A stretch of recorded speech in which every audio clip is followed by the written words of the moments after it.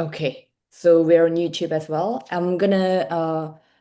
I'll be on camera alone first for the first 5 minutes and then like give it to you, Clara. 1 second.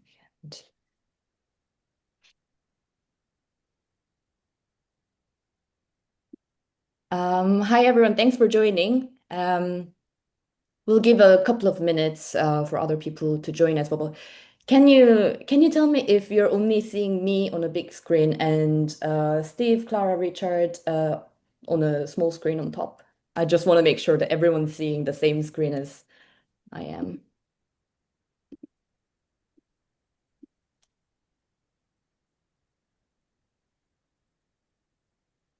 Okay, thanks for confirming. Yeah, I'm gonna start recording as well.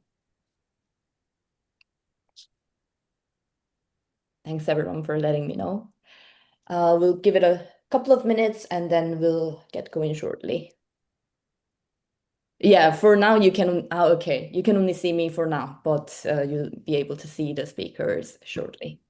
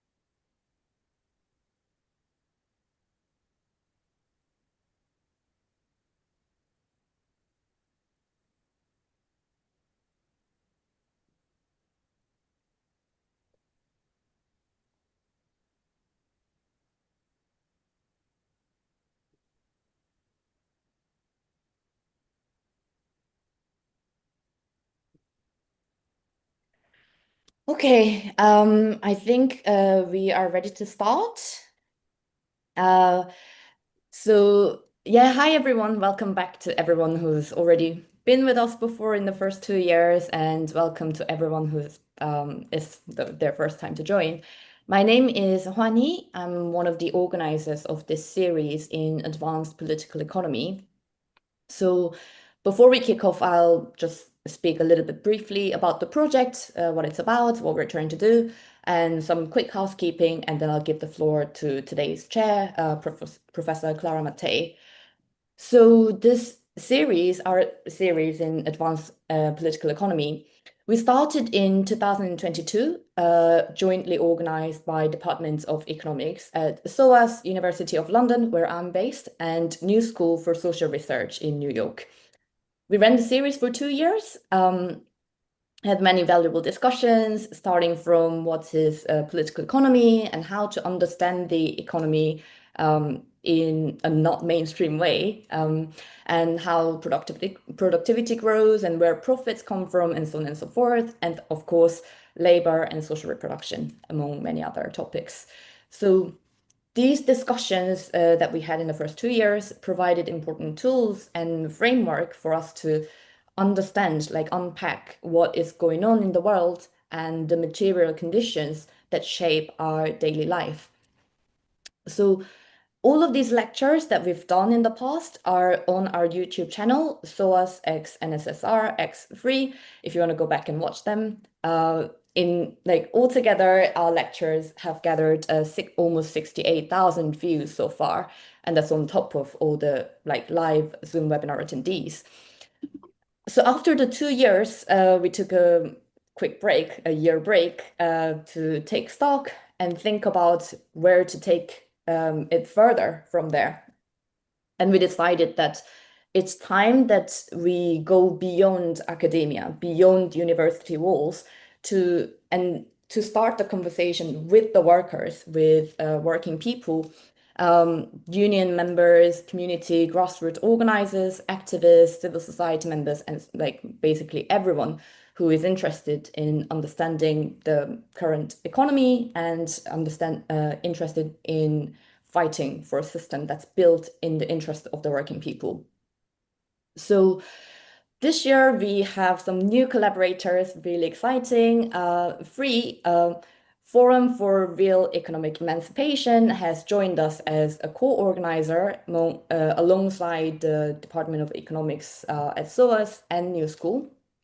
And as you may have noticed, the series is hosted by UK's General Federation of Trade Unions Educational Trust. The GFTU Educational Trust provides vital courses for unionists from health and safety to reps and young members development, among many others. And our seminar is part of the Political Economy International School series. I just want to quickly promote an event we are planning. The GFTU and SOAS in partnership, we're running a political economy conference at the end of November this year. This will be the very first political economy conference for trade unionists in the UK. So if you are a member of a trade union in the UK, I'll post it in a chat, a link that you can take a look, and I hope to see many of you there. And all the educational courses by the GFTU's Educational Trust is funded through affiliations and individual donations. If you want to support programs like this, then please consider being a friend of GFTU. You'll be invited to virtual town halls and many events and access some of our paid courses for free. I'll also type it in the chat, the link to that. So that's enough about the project. After a quick housekeeping, I'll give the floor to Clara. So this is a Zoom webinar, which means that you can only see the speakers, not each other. The session in total will be 2 hours. The first hour will be a panel discussion between Professor Stephen Maher and Professor Richard Wolff. 15 minutes speech from each speaker, and then followed up by Clara's questions and answers. And then the second half of the session will be an open discussion where we open it up to all of you. To ask questions, please use the Q&A box in the bottom rather than the general chat section so that we can keep track and not miss one of your questions. And we want to address as many questions as possible, so please try and keep your questions brief and concise. And then Professor Clara Mattei and our co-chair Hanin will be reading out these questions for you. Now, without further ado, I'll finally introduce today's chair. Clara E. Mattei is a professor of economics at the University of Tulsa, Oklahoma, and the president for FREE, Forum for Real Economic Emancipation. You can follow FREE's podcasts and videos from freeforum.org. Clara was previously associate professor at the New School for Social Research, Economics Department, and has been a fellow of the Institute for Advanced Studies, Princeton. Her first book, The Capital Order, published by University of Chicago Press, has been translated into over 12 languages. Her next book, Escape from Capitalism, will be released soon with Penguin Books. So without further ado, Clara, the floor is yours. Thank you so much, Juani. It's for everything you're doing in order to organize this novel project. It's a real pleasure for me as the president of the Forum for Real Economic Emancipation, the FREE, to be connected with SOAS and the New School for Social Research in what I think is a very timely project that hopefully will help empower and participate many different people from all walks of life in this very moment in which the violence of our economic system is showing its most naked face. It's not just the genocide and the plunder that we are witnessing in Palestine, it's the criminalization of poverty, not just the United States, but everywhere in the world. And it's this moment in which everyone is realizing that this economy is not working for the people, but for bottom lines that are really only flavoring very, very few at the expense of the many. So it's in this moment that we really need categories and concepts that can try to break away from a lot of the knowledge that has helped reinforce our passive acceptance of our economy. And economists have been very guilty in participating in this phase of basically silencing of people. And I think it's really a chance for us to use knowledge in a more empowering way and go against a lot of this knowledge that we take for granted, but is actually not helping us at all be awake for the transformations that are happening and that we need to be able to tackle in a very aware way. So this is why this first panel speaks loads to what empowering knowledge can do. We have the pleasure of having two scholars who I admire extremely and who I've had the pleasure of collaborating with for years now.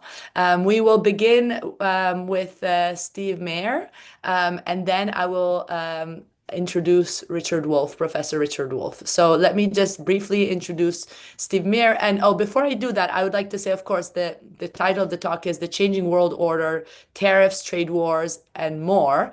And what is interesting about this panel is that we will see how even within the Marxism framework, there are different interpretations of recent phenomenon and their reasons for their manifestation. And indeed, the question of whether all this outmost authoritarian emergence of authoritarianism, the violence in the economy, and militarism is the outcome of the strength of capital and empire, or is it actually the visible demonstration of its decline? This, I think, is a fundamental question for us to be able to actually be capable of interpreting the most recent events. So we have first Steve, who will be telling us a story about how it's the strength of capital that produces these contradictions. And Steve Maher is assistant professor of economics at SUNY Cortland and co-editor of the Socialist Register. He earned his PhD from York University in Toronto, Canada, and he also teaches at the Institute of Political Economy at Carleton University in Ottawa, Canada, where he was visiting professor. He is the author of a wonderful book published in 2024 with Verso called The Fall and Rise of American Finance, from JP Morgan to BlackRock. It's really a book that can inspire many, again, to rethink, even within the Marxian tradition, certain knowledge that we thought was fixed and unchallengeable. And he does an amazing job. His first book was with Palgrave in 2022 and was called Corporate Capitalism and the Integral State, General Electric, and a Century of American Power. So the floor is yours, Steve. We're so happy to have you. You have 15 minutes, and then I will introduce Richard Wolff. Thank you. Thanks very much, Clara. And thanks to Juani and everybody else involved in organizing this incredibly important initiative. As Clara mentioned, this is now more than ever, it's really important to be able to have these spaces to have such conversations that are so timely and so pressing.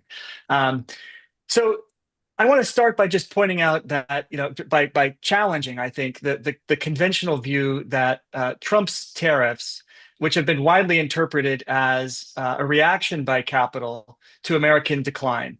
The typical starting point of this analysis is the argument that financialization has hollowed out the productive economy by draining investment away from industry and towards a parasitic and speculative financial activities, harming not only workers through the decline of industrial employment and so on, and good jobs, and the elimination of good jobs, but also their bosses, the industrial capitalists that are experiencing the predation of this exploitative and parasitic financial class. This decline, the argument goes, has now been amplified by the rise of a more dynamic China, which has challenged the US on the world stage for geopolitical supremacy. The implication of this argument can be politically that workers and industrial capitalists both share an interest, a common interest in reviving American capitalism, and that this is the key to defeating Trump. So the left should be oriented towards finding ways to revive and revitalize American capitalism, which comes with, or is intrinsically comes with a kind of strong working class and more equitable distribution of income. I argue, on the contrary, that Trump didn't emerge from capitalist decline, but from a political crisis produced by the strength of capital.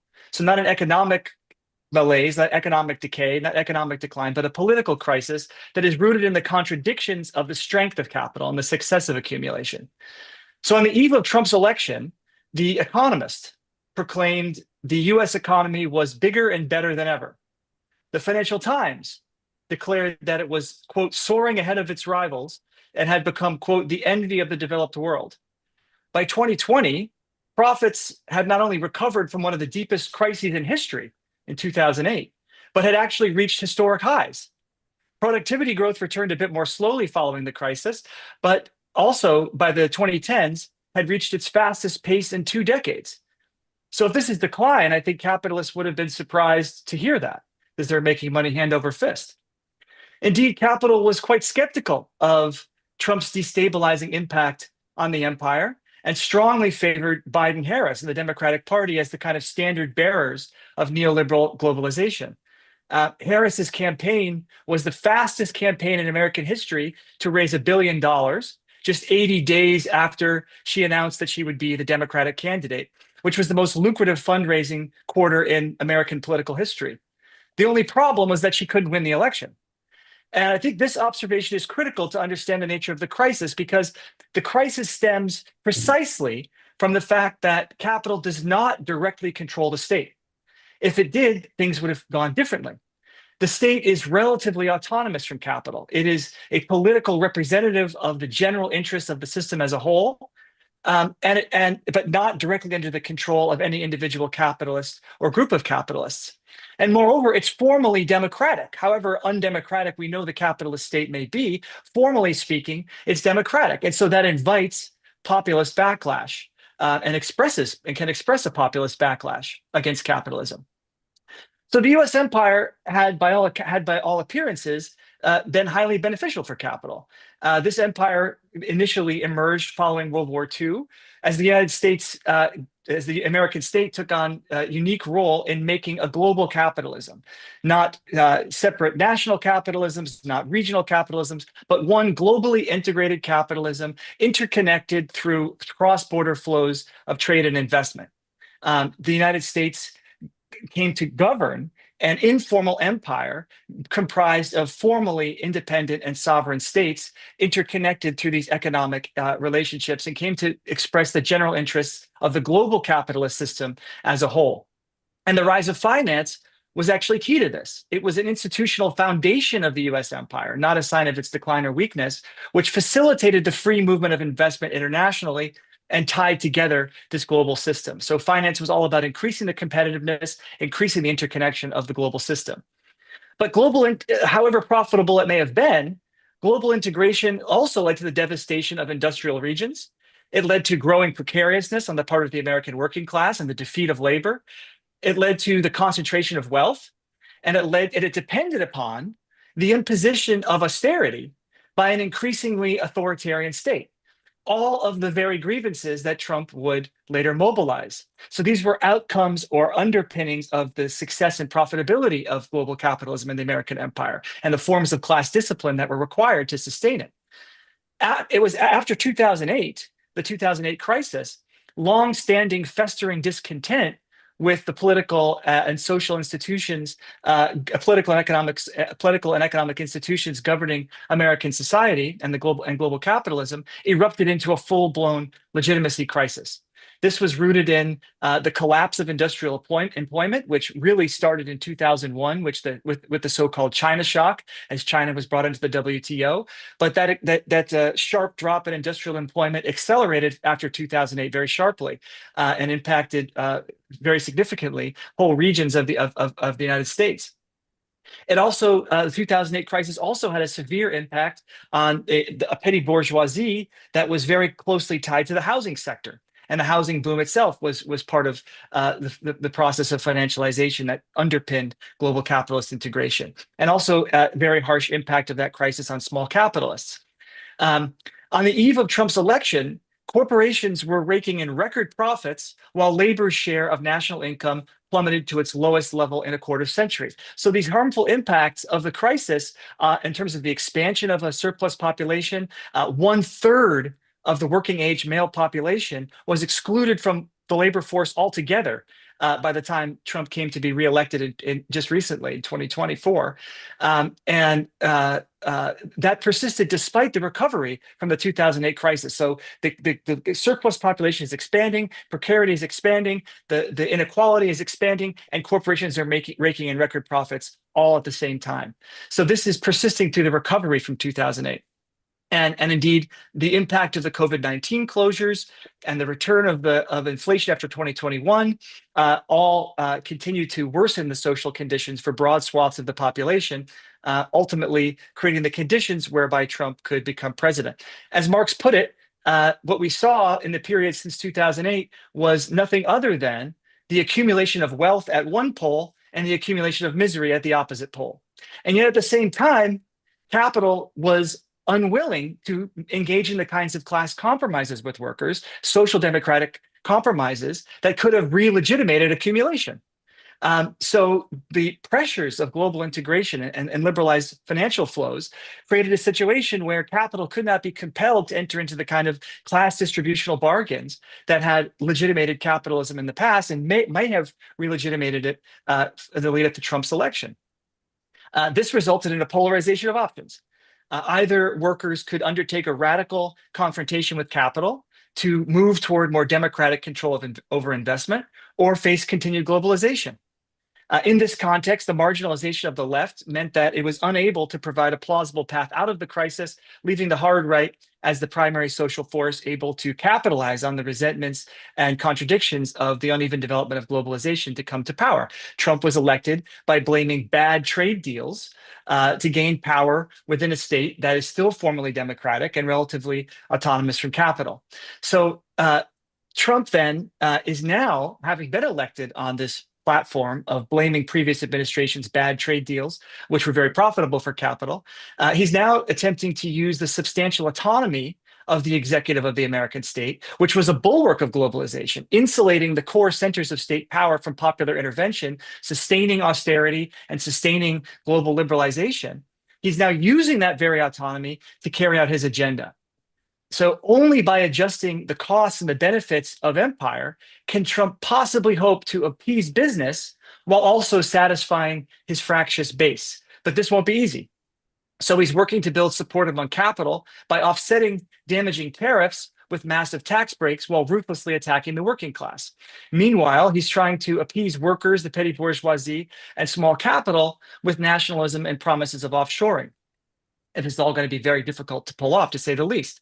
Of course, tariffs are also about containing China, which is a bipartisan objective, not one that's just limited to the hard right. Clearly, it's the case that the economic development of China has led it to demand a larger say in shaping world order and the structure of the US empire. But it's important to note that the rise of China is not correlated in any zero-sum way with US decline. Indeed, FDI flows, the flows of foreign investment from the US into China, have continued precisely because US firms are capturing a very significant share of the productivity gains in China. So as wages rise and Chinese productivity grows, it's US firms that are capturing a very significant share of those gains. So this is not in any kind of zero-sum opposition to the American, to the power of American capitalism or the American capitalist class. But China, of course, is demanding a larger say in shaping world order. And so, unlike the inter-imperial rivalry that we saw in the interwar period in the pre-World War I era, or the external conflict between the U.S. and the USSR that characterized the Cold War era, the integration of China within global capitalism means that decoupling is not really an option. And so containing it is extremely difficult. And this will be a very serious challenge for the US empire, trying to find a way to contain the rise of China, even though its integration makes decoupling from it extremely challenging. So Trump's tariffs will undoubtedly encourage other states to carve out more autonomous economic and political space in the world system, including alternative currency zones. But it's important to note that such projects are still a very, very long way off from establishing a real alternative to the dollar. China's financial system remains tightly controlled by the state. It lacks the liquidity that could allow the renminbi to serve as world money. And if so, the emergence of rivals to the dollar is still a very, very long way off, even if China's share of reserves are growing. The BRICS and the euro have other issues we can discuss as well. So even as Trump is shaking the system, the US state for now still anchors world money and global accumulation. And Trump will necessarily have to accommodate the continued strength of capital and the structural limits of capitalism. Tariffs are going to have to be implemented so as not to jeopardize the competitiveness of American multinationals. Many are going to have to be rolled back or wielded as leverage to force other states to further liberalize or enhance market access for U.S. firms.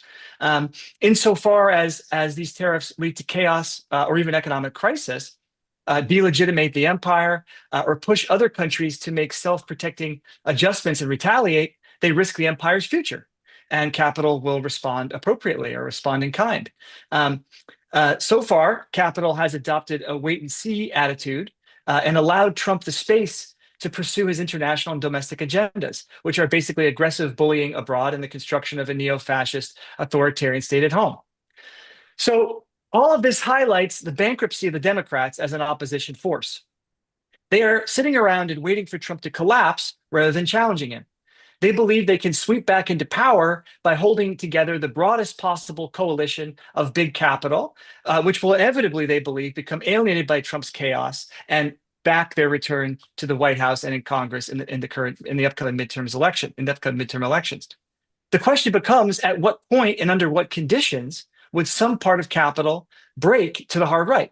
And indeed, this may already be happening with parts of the tech sector and finance. So indeed, just as Trump is worsening the political crisis from which he's benefiting, the hard right also offers a possible option to resolve that crisis, a hard right resolution to that crisis. So the question is, under what conditions would a part of big capital break to the hard right and back that kind of resolution to the legitimacy crisis? So this means that substantial popular disruption is needed to get the attention of sections of big capital that may still be movable and raise the cost of embracing the right. But such mass disruption must go beyond one-off strikes or protest actions, which may win concessions but can't be sustained. Unions need to move from complaints to protest to a crusade that goes beyond pushing for a return to the Biden status quo ante. We need to be clear that tariffs alone are not enough. We need more democratic control over investments. It's workers that are going to primarily pay the cost of tariffs through higher prices and ultimately the austerity that will have to be brought to bear to maintain, to protect global supply chains and protect the value of the dollar. So meaningfully breaking with globalization can't really be done with the stroke of a pen. Tariffs alone are not going to do this. It requires an extensive industrial policy to support onshoring, not to mention the creation of a labor rights regime that's supportive of workers. So this again raises the question of what happens with the capital that stays at home. And it points to the need for greater planning on the part of the state over what happens with capital, what happens with investment. So Trump is not a sign that capitalism is broken and in need of being fixed. He is the political outcome of its strength. Unfortunately for us, ecocide and the administration of the working class are not signs that capitalism is on the ropes. They are testaments to its continued strength. Fighting Trump, therefore, can't mean restoring capitalism. It requires finding ways to build the capacity of the working class to confront and transcend it. Thanks very much. Thank you very much, Steve, for that insightful talk. It was very dense, And I know you used also a lot of language that is quite academic. So after Rick speaks, maybe we can try to unpack it a little bit to reach also broader audiences to give full importance of what you said. So Dr. Richard Wolff is Professor Emeritus of Economics at the University of Massachusetts Amherst and now is visiting professor at the New School for Social Research in New York. He has an incredible weekly radio show and podcast called Economic Update. That is and that you can find at www.democracyatwork.info. And in fact, Democracy at Work, that you can find also on social media, is a platform that really is successfully reaching broad audience in a way that I think is probably the number one in terms of critical thinking in the United States. So it's really an interesting phenomenon that you can follow very closely. Richard has an enormous amount of scholarship and books. I'm just going to mention the latest one, just published in 2024, called Understanding Capitalism, that I also use with my students and is a very good introduction to all of the key issues that we're facing today. Rick, the floor is yours. You have 15 minutes, and I would love to see what your reaction to Steve's ideas are. Okay, let me begin with a parable. As a member of the economics profession, I have always been struck by the capacity of my colleagues, not all of them, thankfully, but most of them, to engage in what common people call cherry picking your statistic. In other words, making a case and then going and finding a few numbers scattered around the government reports that make things look like they're going in your direction. And then having a meeting with somebody who picked different ones and came up with a different analysis. I always thought that the parallel example would be a doctor. It's always true that some parts of your body are looking like you're in good shape. And then there are the other parts of your body that make it look like you're not.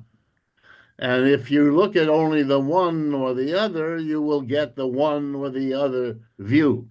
But what you really want from the doctor is an assessment of the balances.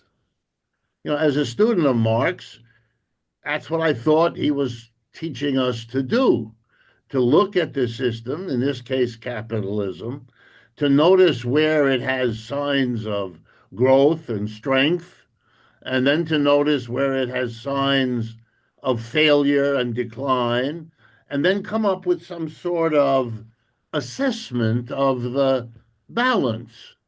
You might expect, for example, that early on the balance would be more pluses than minuses, and later in life the balance shifts. It's always a balance, but it shifts. That's the framework within which I'm going to make my case. Okay, so I believe we are living through, you and I, we are living through an inflection point in the history of the world and in the history of the capitalist system. I think the center of economic dynamism and growth for capitalism has left the West and moved to the East. It isn't located in Britain or Europe or North America or Japan anymore. It is now located in India and China and Brazil and all places like that. Not only has the center of capitalist dynamism moved, it's also changed, which is consistent with having moved. That is, it has gotten a dose of a recognition, contrary to its earlier idea that to break away from feudalism required the demand for laissez-faire. Leave me alone, let me be, which is what laissez-faire in French means. And it was in French because it was directed against the absolute monarchies which were the decline of feudalism. By the way, a decline of feudalism that mixed extraordinary strength with extraordinary vulnerability. And when the balance shifted, the people with the extraordinary strength lost their heads and had to give way to the people who had, they thought, been conquered. Okay, keep it in mind. We'll come back to it at the conclusion. The change as you move to the East is that the role of the state becomes progressively more and more important. It becomes clear to more and more people that the failures of the private capitalist sector to meet all kinds of needs can at least be partially rectified by bringing the state in, not just to offset the collapse, the cyclical breakdowns, the 1929s, but also the increasingly frequent failures to solve all kinds of social problems which the private sector cannot or will not, and the state can be brought in to save the situation. It's a little risky. You have to forego some of your laissez-faire ideology, but it's a necessity. And so I think we are living through a decline involving movement geographically and change in that balance between state and private. And these are earth-shaking transformations for which the world was not well prepared. And as a citizen of the United States, I can assure you that the United States is not only unprepared to go through what I'm describing, but its basic reaction to it to this point has been denial. It's a mass psychology of pretense that it isn't there. Absolutely, the leaders of the country, especially if they're in power, think the economy is in wonderful shape. They tend to be a little more critical when they're out of power, and then the song shifts once they win the power and the roles get reversed. Mr. Biden kept telling us the economy was in great shape. His leading spokespeople used to tell us that there was a peculiar problem, that polls showed that the mass of people didn't think the economy was in good shape, when it clearly was. How did he know? Look at the stock market. And the conclusion that my colleagues at the elite universities of this country reached was that the mass of the people are stupid. They don't read the right journals. They don't have the statistics at their fingertips. Well, nowadays, they still say that, but it's harder and harder. The realities of decline are actually now beginning to settle into the population. And the decline is now being used as a new lens with which to look at the history. And just to give you an example, the United States had a war in Vietnam against the Communist Party of North Vietnam. The United States lost. The people who run that country are the people who were on the other side in that war. They won, we lost. In Afghanistan, the enemy was the Taliban. Who runs Afghanistan? The Taliban. They won, we lost. Iraq, same thing. Ukraine, about to be the same thing. We keep losing, and it's sinking in to the American population, slowly, very slowly, that we are a loser in this global situation. But far more important than that is the rise of China and the BRICS. This is a fundamental new phenomena for the United States and its empire. It never had an economic competitor. It came in World War II after the old empires had destroyed one another totally, giving the United States carte blanche to go in there and reorganize the world for itself. And for 30 to 40 years, it worked. And then the old combatants recovered, and you couldn't do it anymore. And you had to rearrange your economy.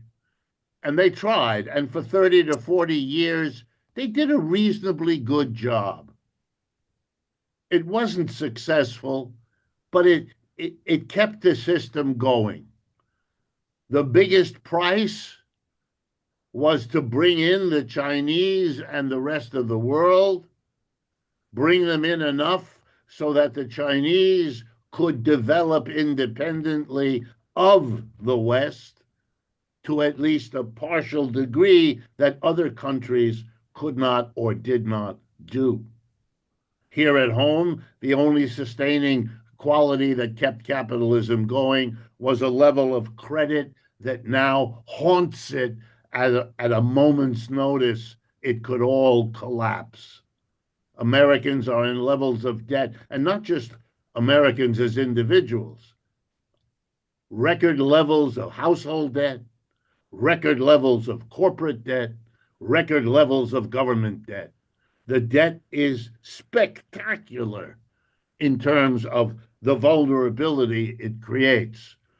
And if you follow such things, the chaos on the stock market last Friday should give you an example of how shaky it all is. And what does that then mean for us? Well, in my judgment, it has historic implications. Because the capitalism that left the West as the dynamic center and moved east and changed from predominantly private to a hybrid, if you like, private and state mixed together under the control of a powerful state and a powerful communist party, did not change, did not question something which, as Marxists, it strikes me, now becomes part of our agenda. Because if you look closely, you'll notice that the organization of the enterprise, whether it's in Chicago or in Shanghai, is an organization that has an employer group at the top, public, private, mixture, and a mass of employees underneath them. The employer-employee model remains the organization at the micro level of enterprise.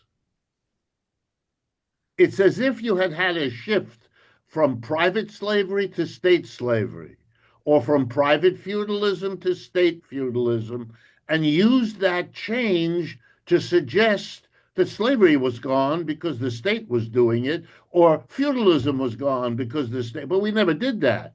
We knew better.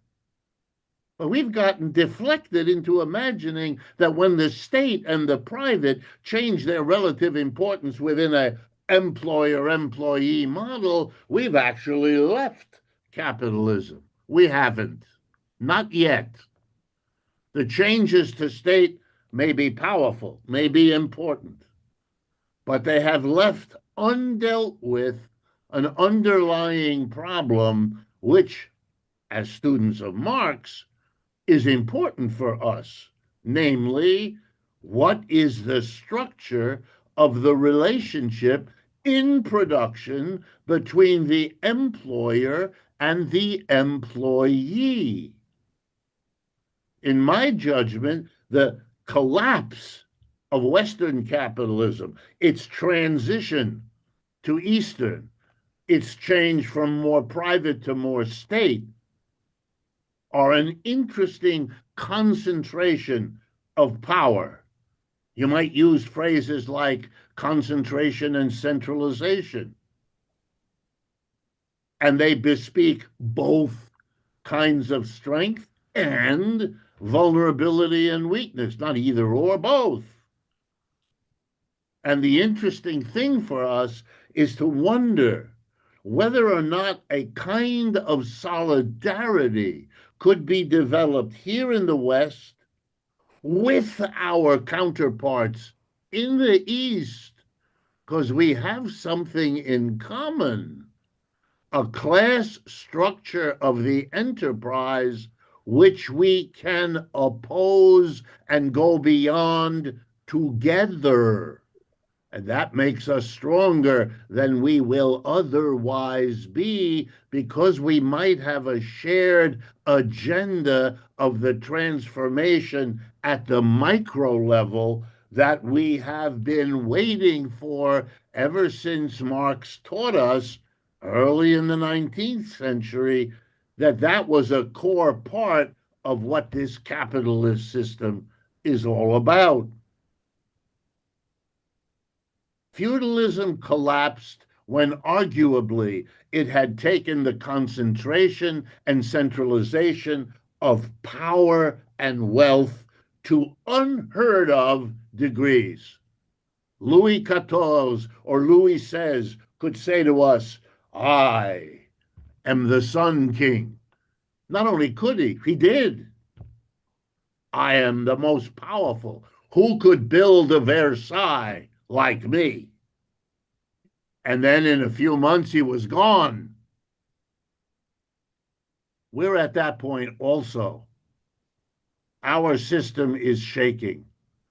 And as a footnote, I would only say to you, I am sitting here in Manhattan, in the middle of New York City.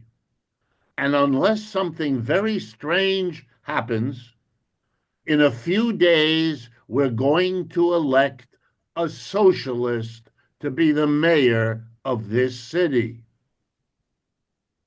The changes that are happening are very deep, very fast, and they bespeak a system in very deep trouble. Last point. The word I would use to describe Mr. Trump and his government is the word desperate. They are desperate to find a way out of their decline.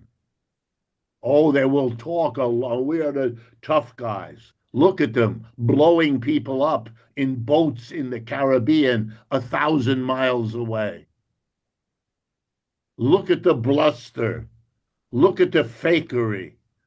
Every leader in every country on earth is now going to be able to blame the United States and its tariffs for whatever their economic problems are. They're already busy doing it.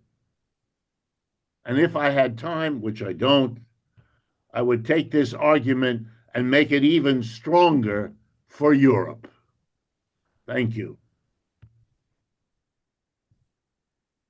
Thank you so much, Rick. That was incredibly illuminating. So I would like to try to pin down exactly how the two analyses the two of you propose differ or actually sometimes have actually things in common.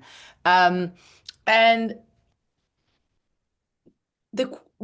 what seems to me is that Steve is decoupling the economic from the political a little bit more than you are, Rick, in the sense that Steve is telling us that it's through this enormous economic strength that the political crisis emerges, because in a way the political crisis, tell me if I'm interpreting it correctly, but the political crisis that is what allowed Trump to get elected in the first place, and as Steve was putting it, is actually like what he is escalating, is this outcome of an economic strength that, and tell me if I'm putting it in your putting words that are not yours in your mouth, but the point is that this very economic strength required as a condition to happen, this disciplining of the working class that is then really coming out as the political crisis. I mean, the conditions for the economic strength and this exorbitant amount of profits being made and accumulation in the hands of very, very few require this disciplining of the working class that is then, though, what produces this political crisis. Am I understanding you correctly? While Rick seems to be more focused on the political crisis as more all-encompassing, and thus focusing on this as the element of decline. That's my first question is, did I say something that makes sense to you? Would you see your positions as differing from one another? And then let me just ask all the questions together. Oh, well, let's start with this, and then I have a follow-up after. Let's start with this one. Should Steve, I maybe go? you can start. Yes. Okay. Mhm. Yeah, no, I think what you just said, Clara, is pretty much hit it right on the head. I mean, the way I'm trying to frame the problem is basically that clearly we know that there's a social crisis. Social conditions have become, intolerable for broad swaths of the population. We've had an incredible social fragmentation, the marginalization of huge portion of the working class into a surplus population that's excluded from wage labor altogether. So 30% of the male population right now of working age men in the United States are outside of the workforce altogether. So even as we see unemployment numbers falling, that population continues to grow. And this is precisely the dynamic that Marx laid out in Capital, which is the accumulation of wealth at one pole and the accumulation of misery at the other pole, right? The strength of capitalism, and we can go into the mechanics of how that works, tends to create a surplus population. It tends to immiserate the working class. It tends to be predicated on, especially absent a strong working class movement, it tends to be predicated on the making life harder for the working class, defeating the working class. And so I think we need to separate the conditions of the working class from the conditions of capital, because very often the strength of capital is predicated on making conditions for working class people even worse. And so that can create problems for governing capitalism, right? Because ultimately you need to find a way of generating some level of consent for capitalist class rule, what Gramsci called hegemony, right? You need some level of consent. You can't just rule through naked coercion. You need to legitimate class rule. And so the way that that happens in the American state today is through elections primarily, which have been hollowed out and weakened, and the state's been de-democratized very thoroughly over the course of the neoliberal period to protect austerity and to maintain class discipline. But the crisis is afflicting those mechanisms of political rule because of the impact of the strength of capital, the successive accumulation, which has created a situation in which it is extremely difficult to organize consent for that class rule because of the kind of suffering and difficult situation for the working class that Professor Wolff is laying out. So I think we need to see the state as the locus of the crisis. And that requires understanding the state as something that is not just unified, a unified expression of a coherent capitalist class, but as the result of political contestation and conflict between different social forces and actors. And so the capitalist class has one set of interests. The marginalized surplus populations have a different set of interests. Immiserated workers have a different set of interests. Small shopkeepers who were hammered by the 2008 crisis have a different set of interests. And they can all come to be expressed within this formally democratic state in ways that are dysfunctional for maintaining capitalist rule.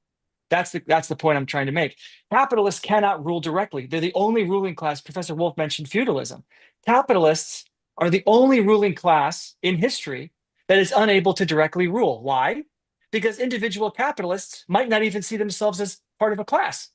For all they know, in their own consciousness, they're only interested in their own bottom lines of their own firms, and they're competing with every other capitalist. So that requires a state to balance the interests of different individual capitalists and articulate the general long-term interests of the system as a whole. And that requires that the state represent the interests, the long-term interests of capital as a whole. And that can become the site of dysfunction and crisis, precisely because of the kinds of social contradictions that stem from healthy accumulation, the successive accumulation that I was trying to lay out. So it's the strength of capital, ironically, that's the source of the problem because it makes it very difficult to legitimate the system and to maintain its rule. And so that I think is how I would kind of elaborate on the crisis. And I think there's a lot of overlap between the kinds of conditions that Professor Wolff is laying out and what I'm seeing as well. But it's just a different context, I think, to place those conditions in. Thank you, Steve. Rick, your response, because clearly you understand it not as the strength of capital, but as the decline of you're making more of a point about the American empire, maybe separate from capital more broadly, or how could we understand this divergences analysis between strength and weakness that we're discussing? Well, in the United States that I was born in and lived and worked all my life in to this moment, the number one legitimating phenomena among many, but the number one was a standard of living provided to the working class that made them feel that they were in a special place, that the United States was exceptional, that the rest of the world, whom they could glimpse on television in natural geographic magazine colors and lenses, was way, way behind, that they enjoyed being in the great middle class. Sure, there were a few desperately poor people somewhere and a few very rich ones, but the rest of us all were together in a vast middle class. You had that bizarre coming together of ideology in the United States and in parts of the Soviet Union because they both claimed they were in classless societies, although they meant it a little differently. They did share the language. The problem for America, and I believe that that was the key legitimating, that's gone. That's over. That's not there anymore. And that has pulled the rug out from under. The genius of Mr. Trump was that he saw that as an opportunity, and he was right because the Bush family in the Republican Party and the Clintons and the Obamas in the Democratic Party didn't, their level of denial was so complete, they had to pretend none of that was happening. And they kept going and the same cheerleading, and the whole population left them. And that's why Kamala Harris did so poorly, having raised a lot of money. What difference did it make? She was pushing a dead line. And here again, I'm going to use New York City. We have a representative of the traditional Republicans, Mr. Bloomberg, our ex-mayor, a billionaire. And we have Mr. Cuomo, a dyed-in-the-wool representative of the Obama, Clinton, and they're dead in the water. They have no influence. They couldn't prevent a bearded, no disrespect, Steve, a bearded Muslim socialist from wiping the floor with them. He's not going to be elected by a little. He is winning by a lot. There is no, the whole city, even if he loses next time in the election in a few weeks, he will have come further than anyone dreamed he could. And the reason, with all due respect, he's a great young man, Zoran Mamdani is a good candidate. This is not a critique.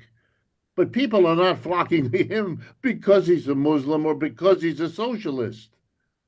They're flocking to him because the alternatives are dead.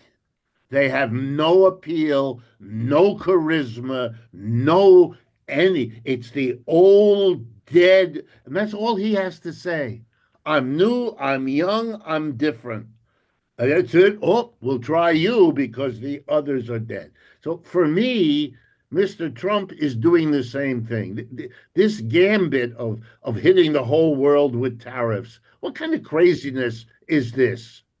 Every leader let me repeat this. Every leader in every country now has a prima facie way to excuse his or her own behavior. I'm having troubles here in the Netherlands. I'm having trouble here in Paraguay. I'm having trouble here in Malaysia. It's because Mr. Trump, he has isolated the United States. He thought he was isolating Russia or China. He wasn't. He's isolating them.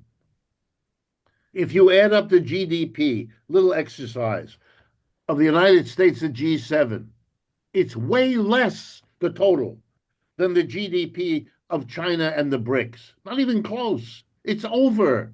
Every little country in the world, every company is right now recalculating their plans, their strategies, their investments, their borrowing, their growth. And you know what they're doing?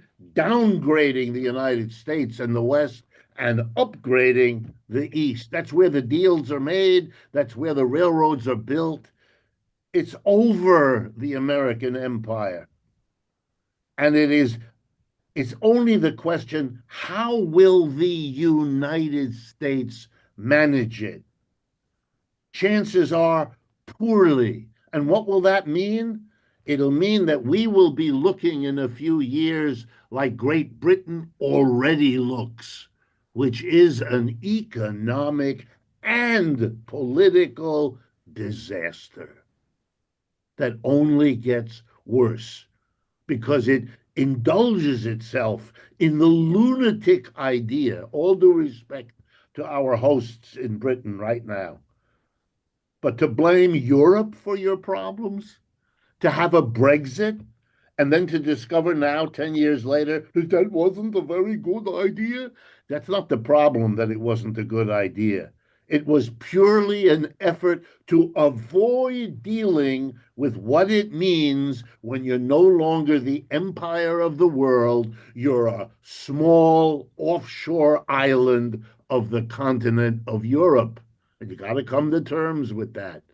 And the United States is still strong and still powerful. All that's correct. The dollar is not what it was 30 years ago, not even close, but it's still the single most important currency. But it's the decline that's obvious. Central banks around the world, they're all reducing their dollar holdings, some more, some less. But they're now looking at gold. Look at what's happened to gold, a perfect measure of the decline of the capitalist system. One last point. All kinds of people in the United States are responding to the authoritarian turn of Mr. Trump, except the billionaire class, the high-tech moguls in Silicon Valley. They are not saying anything. They are hoping that the switch to an economic nationalism is going to catch hold, and they've put their money, and that's where the money is, they've bet on Mr. Trump. They are abandoning the other formations. The United States Chamber of Commerce has been critical of the tariffs from the beginning, but they just don't count anymore. Why? Because the political leadership is going down with the billionaires. And they don't, you give them a tax cut the way he did, they will let him do whatever he wants with immigrants. Again, the boats in the Caribbean, I don't mean to harp on it, but people don't miss that. There are now 4 of them, or maybe 5, where the United States government has decided that there are some people in a boat 1,000 miles away, and they are engaged, the government says, in the drug traffic. So the government went and killed them all. No arrest, no trial, no lawyer, no jury, no. And I want to remind you, being engaged in the drug traffic in the United States is not a capital crime. We haven't executed anyone for the drug business, and we arrest people every day in this country for that. So what? And no one says anything. The people who run what's left of the capitalist class in this country are in bed with Mr. Trump. They've put their marbles there. They're ready to go. And if we're not very careful, we will all be dust because they will take it to the end because they are that crazy. What they're doing to Mexico, Canada, and Europe, if you follow it, I mean, ally schmally, we're done.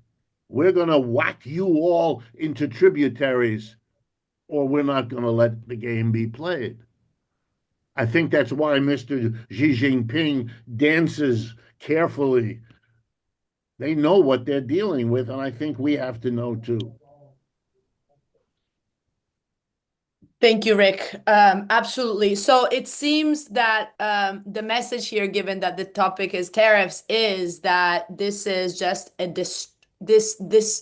the issue here is distracting from much deeper problems. So what you have in common, Steve and Rick, is clearly the idea that we need to demystify the liberal discussion about tariffs as being the problem because blocking supposed harmonious and dynamic trade, and looking at what is happening that is at level that is much more fundamental to understand the utter violence and disintegration of our social norms under capitalism. So in this sense, I would like to stress, and I'll just ask one more question, then we bring it to the audience. I would like to stress how this Marxian analysis of the state is very different from the traditional left for unions, which is the Keynesian left. And I think given that we have an audience here that is a trade unionist, we need to stress this.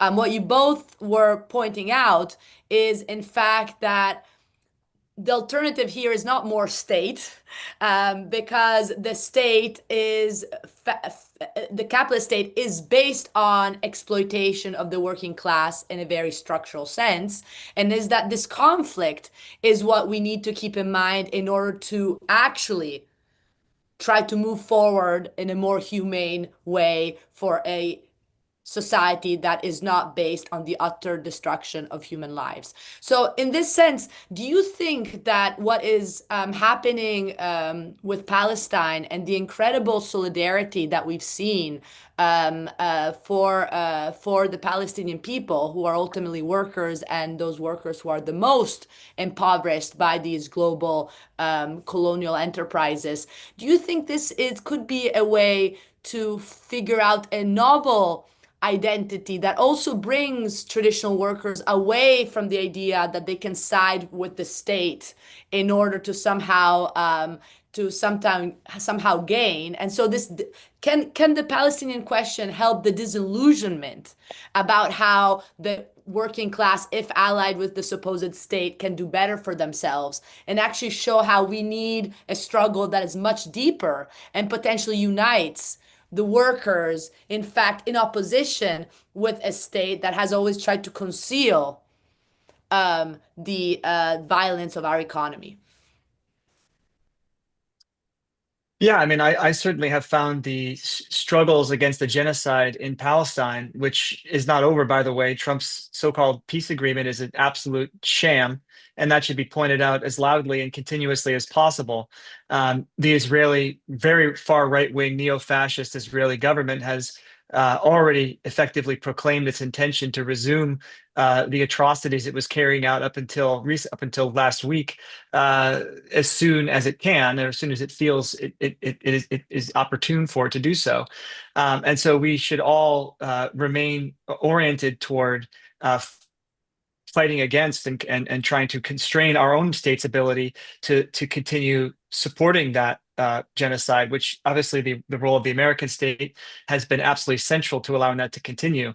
But I think what you're bringing up is a question of, social movements and socialist strategy. And I think this is a really, really important question that we have to kind of think through, because clearly we've seen that the role of the trade unions has not been particularly positive in recent progressive struggles, with some notable exceptions. And so I think part of what we're seeing is a deficit in terms of the role of unions in being able to do the kind of deep organizing and mobilizing and so on that's necessary to prevent the emergence of some kind of horrific neo-fascist nightmare in the United States.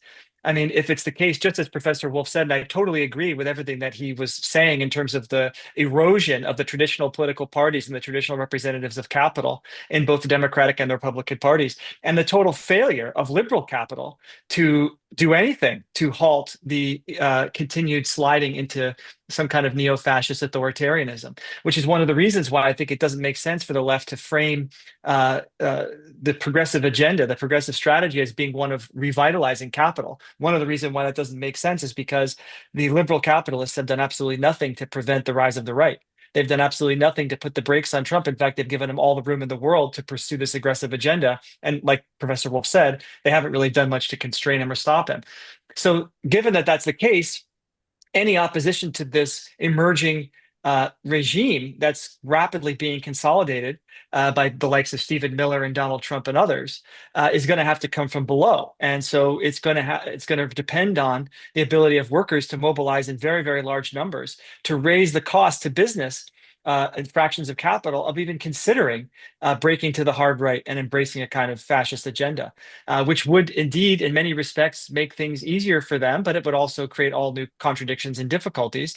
I think in the international arena, the trade policies of the Trump administration have been probably for the most part disruptive to business. We'll see what happens when quarterly numbers come out in November, but my bet is that it hasn't been entirely favorable for most multinational corporations, the kind of disruption that Trump has been causing. But regardless of that, they've still been giving him a huge amount of leeway to continue to pursue those policies. So I think we need a significant push from below to raise the cost to business, even beyond the chaos of Trump, to raise the social cost of embracing the right. And that is going to certainly have to come from outside the two major political parties. I think the left has to totally abandon the illusion that the Democratic Party is going to be transformed in a progressive, even social democratic direction. I think it has to totally abandon the illusion that the Democratic Party is going to throw up an individual candidate that can spontaneously call into being a working class movement. I mean, I'm with Professor Wolff. I think Zoran Mamdani is a very encouraging case. I support him completely, but I think it's very easy to see it as a shortcut to building the kind of real working class power that we need to simply vote in an election for somebody who is a progressive in the Democratic Party. That may work to win the mayoralty of New York one time, but over the longer term, we need a much deeper and more fundamental shift in the balance of social power in this country. And that's going to require more than just individual elections or one-off protests. It's going to require building a real working class socialist movement that can actually bring pressure to bear on the state and both major parties to take the interests of workers into account, which, barring a strong workers movement, it won't, right? As we've seen over and over again, the only interests that matters are those of capital, unless the working class is able to bring some kind of counterpower to bear. So I think that insofar as the movement for Palestinian rights has had any impact on U.S. foreign policy, I think it's certainly an example to emulate in terms of how to approach thinking about these other issues that confront the working class today. Yeah. All And I right. guess the point is, yeah. So, go ahead, please. For me, the interesting thing about the Palestine efforts of labor are illustrated by what the Italian labor movement was able to do, unlike most others. It was able not only to have an action at the docks about not loading ships going back and forth to Israel, et cetera, but then to call upon the fellow workers in the Italian labor movement and on the left in general to have one or two, I can't keep it straight, general strike days across Italy on the subject is a remarkable achievement. I would have expected it maybe in France, but it was very interesting to see it in Italy because it shows a labor movement able and willing publicly to go well beyond what? Well, now, Clara's question, the Keynesian. What is the The Keynesian, and I teach that stuff in the university, the Keynesian program, to be blunt, is reformist. It wants to get people who have no job to get a job. And as a Marxist, and I don't mean to be flippant, we ought to ask always, the goal, therefore, is to have even more people be exploited than are currently being exploited to get them a job. Here's the irony, and this is a powerful argument for us to use to get the support of working people. The argument goes like this: if you have a big reform movement like the 1930s in the United States that won Social Security and won unemployment compensation and a minimum wage and 15 million jobs, federal jobs, amazing achievements, paid for, by the way, just as a footnote, with taxes on corporations and the rich. So anyone who tells you we can't do that in American politics, the answer is we already did. We don't have to apologize to anybody. But here comes the argument. We did those reforms which Keynesians urged on us and still do, but we left the control of the surplus in the hands of the capitalists. We never went that last step.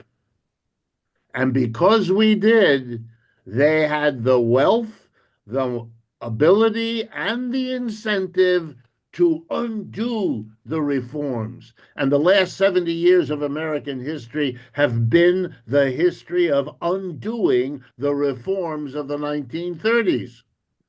So the lesson is not that reform and revolution are a choice, but if you want either of them, you got to have both of them. If you want a reform that doesn't disappear, you have to make the revolution. You have to join us in understanding that if you leave them with the surplus, you will always be talking truth to power, which leaves them with the power and us with the truth. And that's not a program we will ever get the working class to do again. Yes, because the point here is that Trump is doing us a favor and showing us how this ideal by which if only growth continues to happen and productivity of labor continues to accelerate, supposedly the class struggle can be appeased or even forgotten about. And this is the foundation of Keynesianism, that it's enough for all of us to believe in economic growth, that we will all be on the same boat. And clearly what we're seeing today is a vivid manifestation of how this was really never the case, and how there is a necessity to think beyond that box, especially for the unions. I would like to say, given that I'm Italian, that what's fascinating about the Italian solidarity movement for Palestine, we had over 2 million people in the general strike for twice, 2 weeks in a row, weeks of people in the streets, never something, but it's at least 30 years that we haven't seen this level of mobilization in Italy. Completely unexpected in a country in which labor is weak, very weak, in which austerity has completely put into very precarious conditions the majority of workers who are accepting contracts of union contracts of €5 an hour. This is the level of weakness, and yet the capacity to mobilize different sections of workers, teachers, university students, grassroots unions. The grassroots unions took a huge role in the general strike and in support of the dockers and other workers. So this capacity to rethink what labor really is, I think, is part of the conversation I hope we will have in this lecture series, is to say we need to confront these challenges, but by also critically reassessing our own identity and how we want to go about understanding the capitalist system. I spoke enough, so I'm going to give now the word to Haneen Kawaja, who's a PhD student at the New School for Social Research, a wonderful comrade and friend, and she's going to read some questions from the audience that she's selected. Thank you. Thanks, Clara. Thanks, everyone. Okay, so I'm just going to get into the questions. I'm going to try to merge similar questions together. So the first one I'll start with is, in how far is the state relatively independent from capital when we speak about factions of capital? it seems also from your story, I think this is a question for you, Steve. It seems also from your story that when looking at factions, there is a constant intertwining with different state-based groups. Another question is saying that given the moment of the informal US empire decline in Africa, given the remnant of the US informal empire in Africa, what does the political and economic crisis mean for African countries? Should I answer? Yes. Oh, yeah, that's it. So to clarify on the point of relative autonomy, this was a concept that was developed by Marxian state theorists in the 1970s, especially Nikos Poulantzas and Ralph Miliband. And the basic idea is that, as I was saying earlier, the capitalist class can't rule directly. No, capitalists are not typically concerned with broad class-wide perspectives. They don't even necessarily see themselves as a class. They're competing with one another, and they're concerned primarily with their own individual bottom lines. So you need a state that can stand at some distance from individual capitalists and balance and negotiate the interests between different capitalists to create a ruling class consensus, to create and articulate the power of the ruling class. Poulantzas called it an unstable equilibrium of compromise, which is a big phrase, but I think it makes sense. It's always unstable, it's always contradictory, but the state has to assemble these competing interests into a coherent class perspective. And the state is somewhat autonomous from capital, but it's not completely autonomous from capital, right? It is still bound by and structurally integrated with the capitalist system. Its primary task is to make capitalism work.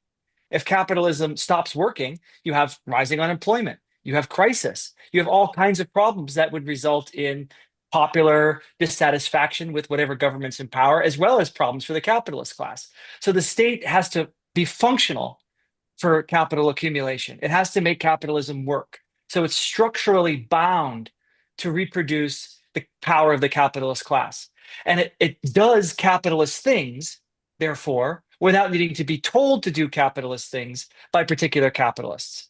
So it acts in a capitalist way, and it supports the power of the capitalist class without necessarily being told what to do by, Jamie Dimon calling up the government every single morning and telling it what kinds of policies and strategies that it should pursue.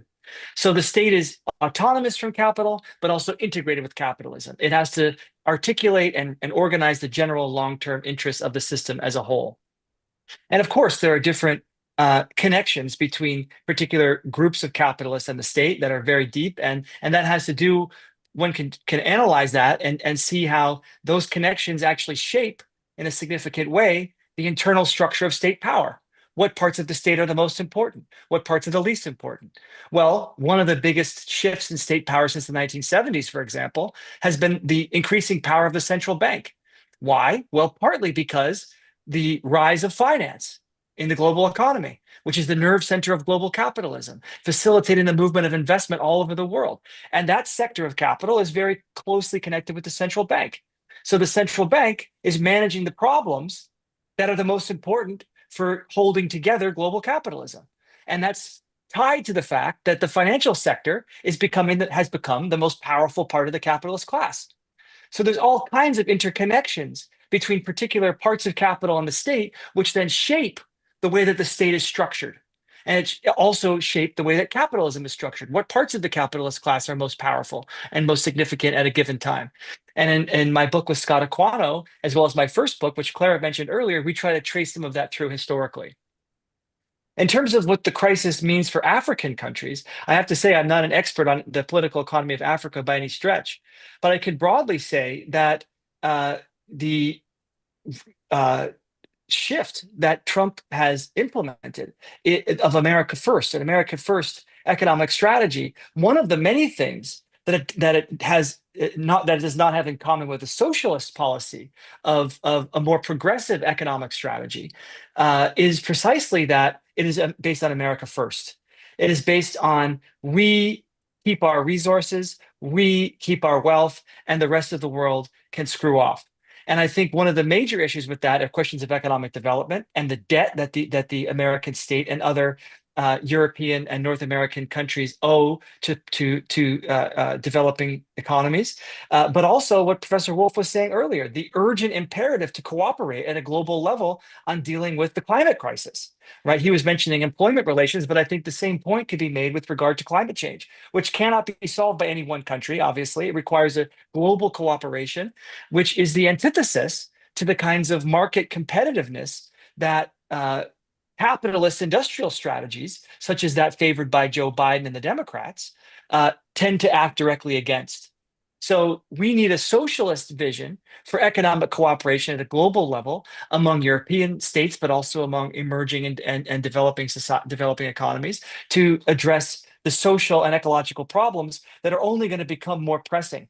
And that requires us to move beyond the framework of market dependence and market competitiveness. The only thing I would add briefly about Africa would be that it's already been going on now for some years. African countries, companies, but also countries are still sending their delegations to London and Paris and Berlin to ask for loans or to promote investment.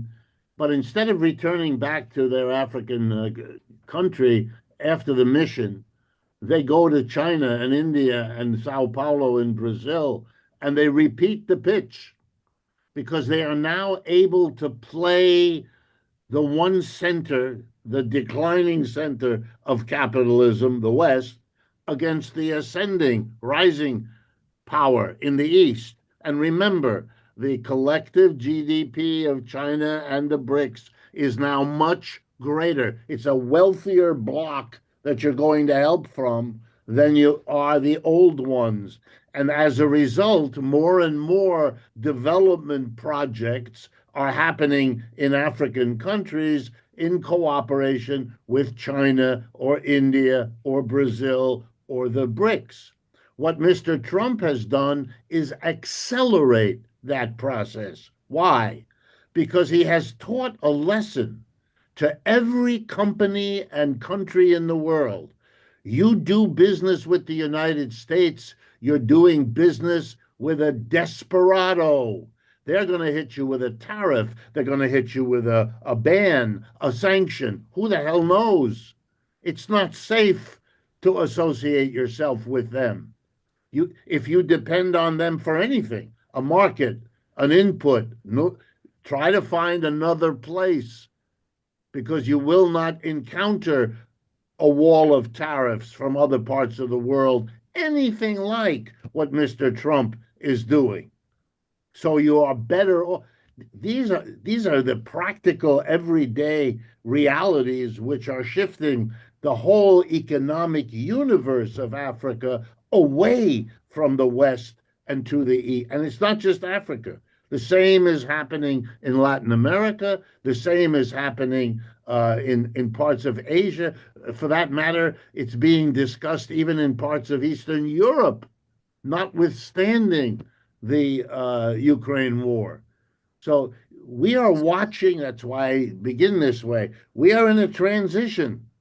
The world is reorienting itself, and we shouldn't take it lightly.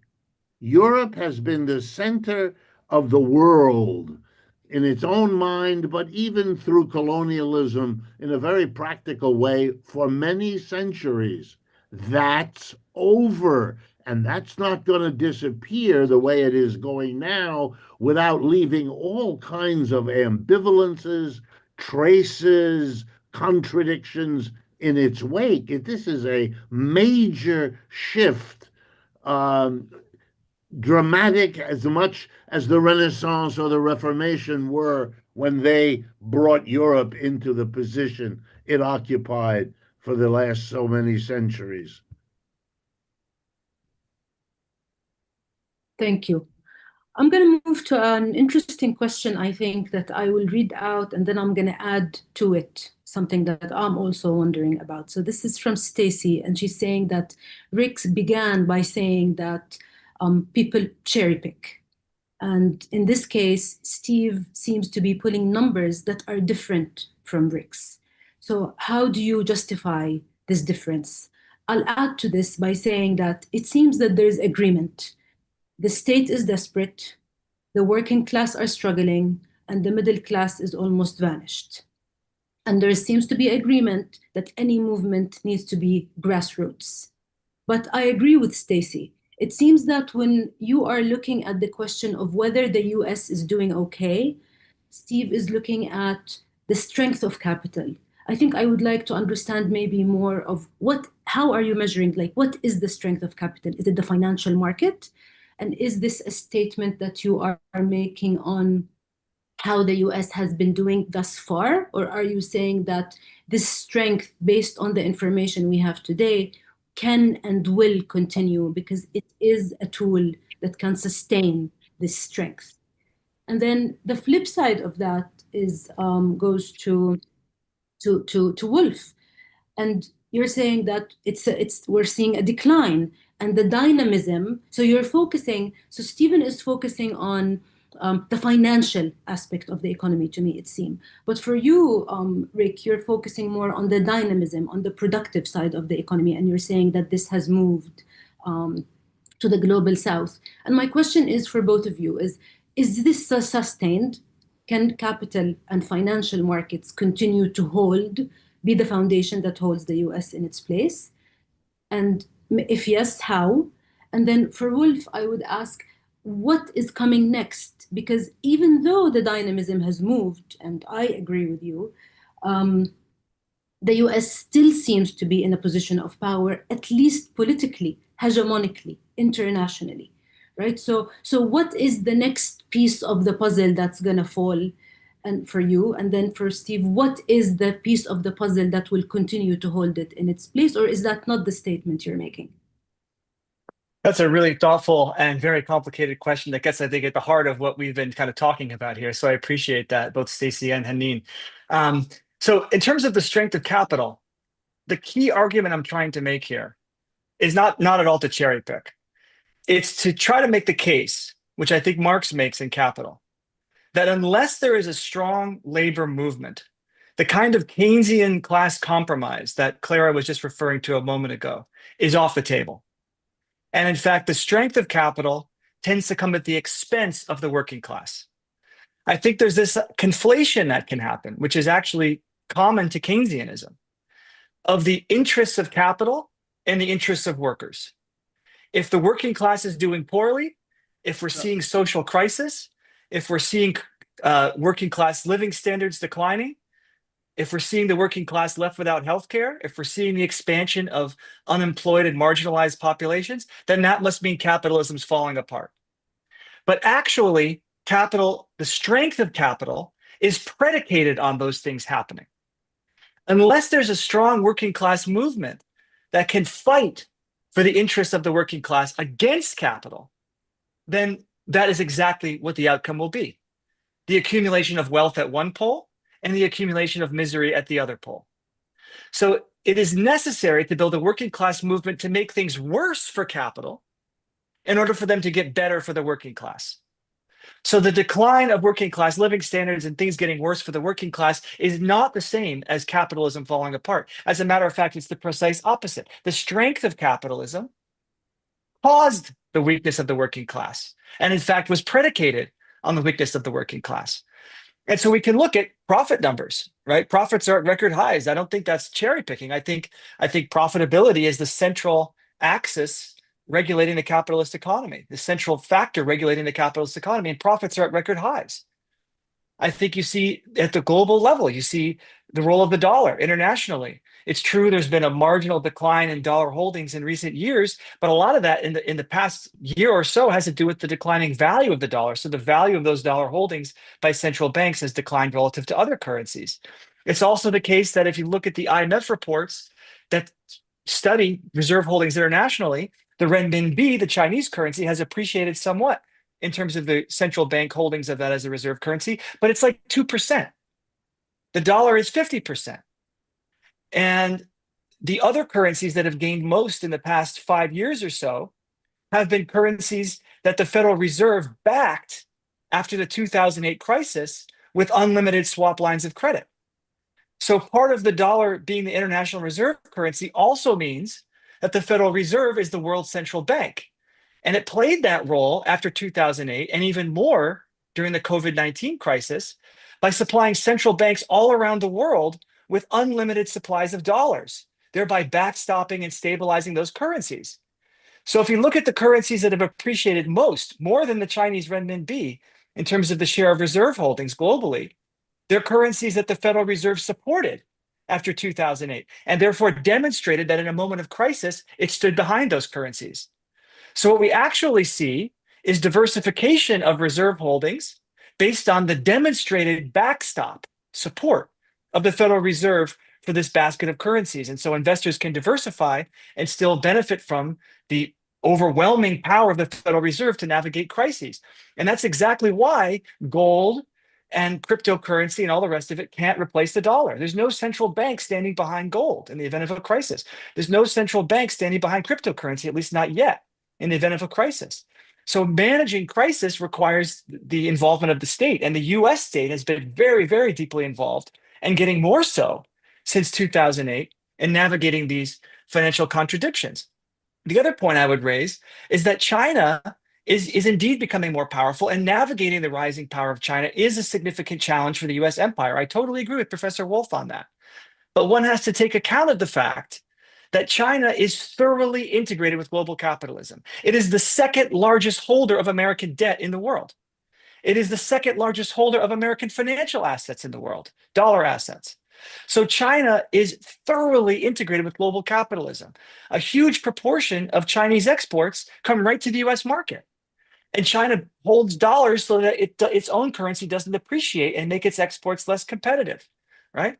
So containing China, which is thoroughly integrated with global capitalism, is a very significant challenge that the American state has to navigate as it tries to protect its own power and its own ability to set the rules of the game. But it cannot just separate from China. And China cannot be understood as simply outside of, externally in conflict with the US system in the way that, say, the Soviet Union could, which was a completely separate economic system, or the inter-imperial rivalry of the pre-war and interwar periods was between different European powers clashing on the world stage. China is completely and very, very substantially integrated with global capitalism. And so managing that conflict is going to be hard. And the fallout of the tariffs and the inability of the tariffs to actually limit Chinese exports to the US is a direct sign of that. So I think there's all kinds of reasons to think that the American state remains the center of global capitalism. There is no alternative to the dollar is one of the most significant ones. So for all these reasons, I think it's better to understand the situation that the working class is in today in the United States in terms of its deteriorating living conditions as a consequence of the free mobility of capital, which has been at the core of the US empire, which has benefited capital enormously, but which has not benefited the working class. So we have to figure out strategies to break with globalization, to impose limits on capital, and to gain greater democratic control over investment in order to improve the position of the working class. And that's going to require a radical confrontation with the whole capitalist class. It's not like finance is benefiting at the expense of industry. Industrial profits are sky high. They're at record highs. So no part of the capitalist class is going to sign on to this program of breaking with globalization. They're both benefiting. So we have to wage a confrontation with the entire capitalist class to break with globalization and to take investment under more public and democratic control. Thank you. Well, it is a problem when you look at statistics, how you interpret them, and what you mean. I don't want to get into a dispute that'll get arcane in terms of this sort of thing. So let me go after the larger issue. Absolutely, the Chinese economy is intertwined with global capitalism. It was the way that the Chinese managed their relationship in the global capitalist system that brought them to the position they're in now, and they know it. It's an ongoing debate inside China about the pace at which they should disconnect from the dollar. And they are reminded by their own Marxist economists It was the framework of the dollar which enabled China to play the role and to become the powerhouse that it now is. And they don't want to cut that off before they're ready. And they have spent the last 10 years in an intense debate right to this minute about how far can they go when. And you saw it over this last weekend, right? They decided finally that they had enough with the maneuvers of Mr. Trump with putting fees on Chinese built vessels when they dock at ports, and they said no, no more of that. So we're cutting off the rare earth export license. You're not going to get it. And American defense needs that. Can't do without it. And the Chinese are overwhelmingly globally dominant in rare earth production and processing and so on. And so Mr. Trump had a meltdown, and the stock market crashed last Friday. And the day after, he had to walk it back. And so we had headlines here in the United States, Mr. Trump taco again. Trump always chickens out, TACO, right? What is that about? That's China trying to figure out how far it can risk going with the United States. That's why yesterday the Mr. Hedgeseth, who has his head screwed on weird, started mumbling about nuclear weapons again. And the Russians came back to remind everyone they're allied with China. And if you do this nonsense with the nuclear weapons, the game is over, but not just for us. They are all maneuvering. The intertwinedness, it's like the conversation earlier. That's not an alternative to the struggle. It's part of the struggle.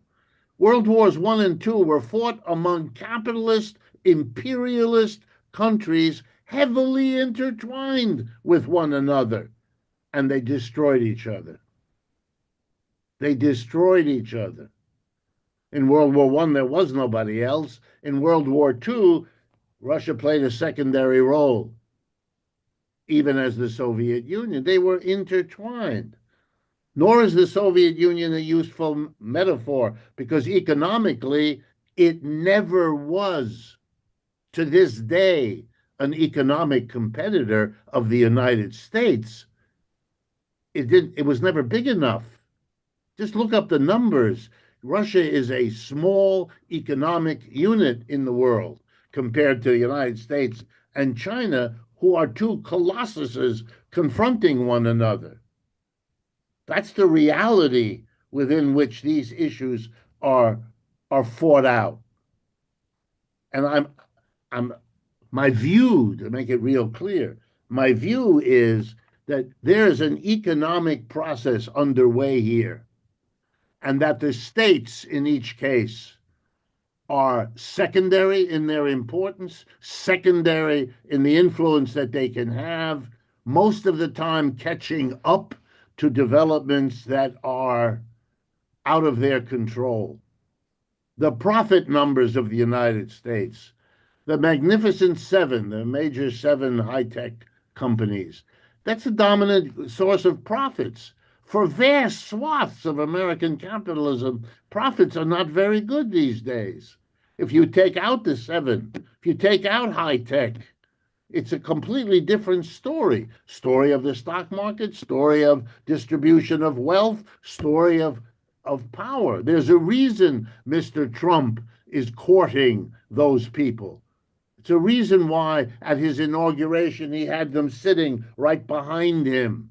Everybody should understand who's the priority. He gave the capitalist class of this country a gift. That was his tax bill, the so-called big, beautiful tax bill that he passed a few months ago. That was his first priority. That was his first significant bill. That gave all employers a tax cut. That was there to shut them up, while he now went to work to build his alliance with the high-tech people in the hopes that he can hold together his shaky coalition, and it is very shaky, a bit longer, maybe until the election next year. And even that's not looking real good. He just lost Marjorie Taylor Greene. That may not mean much to any of you, but she's a remarkable congresswoman, a Republican right-wing extreme Trump supporter who in the last 2 weeks has decided she doesn't like Mr. Trump anymore. She won't go with him on the Epstein files. She won't go with him on cutting Medicaid. Wow, she's voting with the Democrats. She comes from deep red Georgia politically. What's going on here? He has an enormous problem, and here's perhaps the most important point. He can't solve the problem. The problem is the decline of the American empire and the impact it's having on the American capitalism. Your model should be Britain. Lost the empire, their capitalism is turning into excrement, and they know it. That's what's happening here. Mr. Biden couldn't do anything about it, nor could Mr. Obama, nor can Mr. Trump. And if I were a betting person, I would bet that what we're going to see in the months and years ahead is a working class that figures out what I just said and realizes that turning to the right as this system breaks down wasn't a smart move, because the right has no solution. It has theater, deporting immigrants, oh yes, and ICE and lots of political theater, but no solution to your problems, not at all. And you know what might happen then? That the American working class, which in the Great Depression of the 1930s lurched to the left, will do that again. Thank you so much, Rick and Steve. Last two questions before we close. One says, Marilyn Henry asks, what would be one key advice from the panel to trade unions and trade unionists right now amidst the doom and gloom described this evening regarding the continuing demise of the working class? That's one of them. And then the other one from Buzra, I hope I said it right. How can we redirect economic blame from migrants and foreign actors towards structural issues like regressive taxation, financialization, and absence of industrial policy when capitalist class owns traditional and social media? I see the public opinion on blame as the basis for mobilization.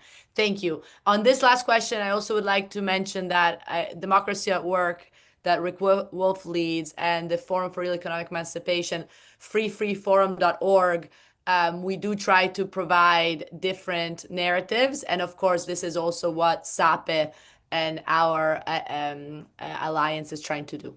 Yes, these two questions to conclude. So I think the impoverishment and the limitation, in some cases self-imposed, on the trade union movement is one of the biggest handicaps that the working class, certainly in North America, the United States, has today. I think there needs to be a crusade, that the labor movement needs to form a labor-wide, class-wide struggle, first of all, to stop the fascist transformation of the American state, which is happening before our eyes. And it has to push for a political orientation that goes beyond simply one-off isolated pockets of strikes here and there, which is what we've basically seen in the recent past. Not that those pockets of resistance and protest aren't important and aren't inspiring, but we need to go beyond that. And at this point, it's getting quite dire. The world is crossing one climate tipping point after another. We have dangerous attacks on workers and particularly migrants happening every single day. We have a ruling class that, while it's profiting hand over fist, and it's not just tech, the energy sector, the oil companies are making record profits. Oil companies, I'm sorry to say, are making record profits. The auto sector, maybe the tariffs will hurt it, but the auto sector is making record profits. These are industries that have to be fundamentally transformed. And capitalism is not going to transform them on its own. Markets are not going to transform them on its own. They're going to have to be transformed by massive state intervention to close down and restructure entire sectors of the economy. And that's not coming from the representatives of capital. Why? Because it's not in the interest of capital to abridge property rights in the way that would be required to expand state planning in the ways necessary to do a green transition, to undertake a green transition. So workers are facing a capitalist class that is strong and that is profiting from ecocide, that is profiting from immiseration, that is profiting from genocide. We have a liberal elite that just sat by and participated fully in the attempted eradication of an entire civilization in the Middle East. And that expanded that violence to then encompass Iran, Syria, Lebanon, and to assert what is effectively a reboot of the neocon project throughout the entire region. And that's going to continue and be spread to Latin America unless something is done to stop it. And we cannot count on the liberal capitalist elite that back the Democratic Party to do it because they're benefiting from it as it is. And so it's going to require us to build an independent working class movement to take those issues on. And that requires a fundamental transformation of what trade unions are and how they work. It requires those unions to take on the deep organizing and educating of their members that they gave up on long ago. And it's not just about radical posturing. It has to be about building meaningful base in the working class for an alternative politics. And it can't be tied to the Democratic Party because, again, we've seen over and over again since the 1930s what happens when the left goes into the Democratic Party thinking it's going to transform it. We need to build an independent politics. It has to be grounded in the working class. It has to, I would argue, attract the support of the trade union movement and be based in unionized working class members of the working class. One place to start could be Amazon, right, which is an incredibly profitable corporation that does logistics, retail, delivery, et cetera, and is the largest employer or the second largest, depending on how you look at it, in the United States. So this labor crusade that I'm mentioning could begin with Amazon. There's no reason why it shouldn't. There's large numbers of workers working in one place there. You have, in many cases, thousands of workers in one facility working shoulder to shoulder in incredibly difficult conditions. The labor union, the labor movement should take that on as a class project. And organizing Amazon could fundamentally transform the working class. It could raise expectations about the possibilities for collective struggle. And it could point in all kinds of directions, including the need for a green transition, because Amazon, of course, is antithetical to that in terms of how all of its infrastructure is set up. So I think the fundamental thing that activists have to be doing today and that the left should be doing today is coming up with a clear analysis of what's going on and using that analysis to guide a strategy of building a working class movement to take on a capitalist system that is not capable, that has proven itself incapable of taking on the kinds of changes necessary to safeguard the human future as ecological collapse is intensifying all around us. So for me, that is the starting point. And I think initiatives like this one and Clara's project in Tulsa, the Free, is, I think, the absolutely essential centers of political education that are all too quickly abandoned as unserious or risking the credibility of the left once you go into the circles inhabited by trade unions and left academics, right? They want to dismiss these projects as hampering their credibility. But I think it's maintaining a socialist analysis and doing the kinds of political education that we're talking about doing and actually doing in this very moment that are essential to building a better future. I would only add, I don't want to repeat what Steve said.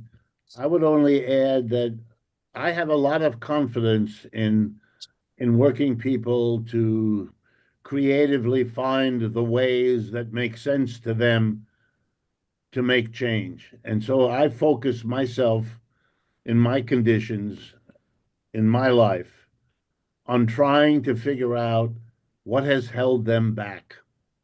And in my judgment, what has held them back is the ideological prevailing ideas about the situation, which is that the system they live in is the optimum one, that if it has some flaws and failures, they can be identified and fixed. That we don't have a systematic problem, we don't have a systemic issue to overcome. And if that's what you believe, then you're not going to go and join the new political force. You're not going to be critical of your own labor leaders if they're going to fix this or that particular problem. And maybe doing a good job of doing it too. I don't want to be in a position of criticizing them. I want to be in the position, and I urge it on all of you. Don't hesitate to say in all the circles where you are active what has not been said in our culture anywhere near enough. That we have a particular system, it's called capitalism, and that's the problem. In the end, that if we don't get rid of that, it will either block us from getting the fix we want, or even if we're successful and we get the fix we want, so long as we leave that system, it will take it back. Let me conclude. The parallel is with the struggle against slavery. There were always people who were outraged that the master gave the slave too little food or too few clothings or inadequate shelter. And they went to work, good people, to give the slave better conditions. But that's not who we are. Ours is the role. The problem isn't your diet or your outfit or your house. The problem is you're a slave. If you get the master to give you better, you're still leaving him as the master who can take away what you get him to give. Do you really want for yourself and your children to accept it? The proof here in the United States, again, right here in New York City, where the ideology is thicker than anywhere, is that the mass of the people are now saying they want a socialist for mayor. These are people who could not tell you exactly what socialism is, not even roughly. But they know what they don't want, and they are open to hearing the story of a different system. If we don't do it, who is? That's our job. That was fantastic. I hope that the spirit of this lecture series is not to depress ourselves, but actually to gain those conceptual tools that do allow us to see the systematic issues and thus have come with this our courageous solutions that we can all think about together. And the point is that I guess part of the conversation between academics and other sectors of civil society is exactly to say we can provide what we're good at, the broader analysis of capitalism, but this has to be worked in combination with what you are good at, which is actually understanding the daily struggles and putting into practice alternatives. So it can't come from the academics. Academics can give insights that need to be concretized in the real struggles, in the real organizing. And the real organizing is, I hope, what all of these lectures will inspire to do more of. Thank you so much for being with us, Richard Wolff and Stephen Maher. Thank you, Haneen. Haneen has been one of the crucial organizers of the whole lecture series. Thank you, Juani, and we will see each other on the 29th of October for a conversation on militarism. That is a perfect segue in terms of conversation. See you all very soon. Thank you for joining us. Bye-bye. Bye. Thanks, Bye. everyone.